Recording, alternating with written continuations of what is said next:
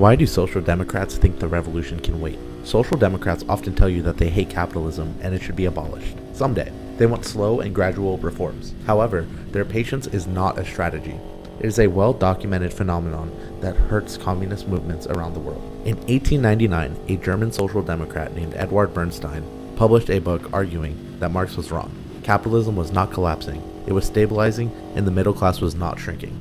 Bernstein concluded that the task of socialists was not to prepare for the revolution, but to accumulate incremental reforms through voting, unions, and cooperatives. This philosophy is called revisionism, and it detonated inside the largest workers' party on earth.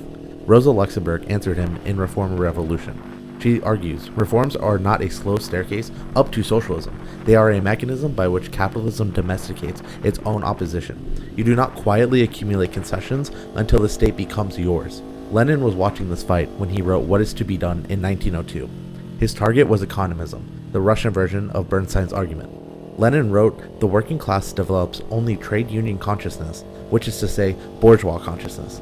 Revolutionary politics do not grow automatically out of hardship. It has to be brought deliberately from outside the daily grind, or it does not arrive at all. The revisionist party did not merely stall, it defected. On August 4th, 1914, the German Social Democrats, who were voted in to oppose the coming war, voted to fund it.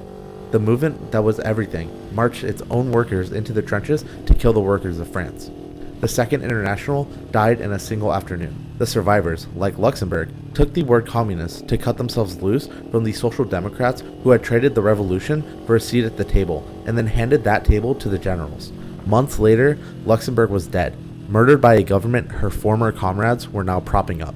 So when people like Hasan Piker tell you to support candidates like Brad Lander, Graham Plattner, or Bernie Sanders as a means to get small wins, remember what happened in 1899 and 1914. Lesser evil votes like this kill momentum towards a revolutionary movement. The valve that bleeds off just enough pressure to keep the boiler from bursting is not a defect in the machine, it is the machine's most cherished safety feature. Every time the goal is surrendered to keep a movement comfortable, it is the movement that ends up buried.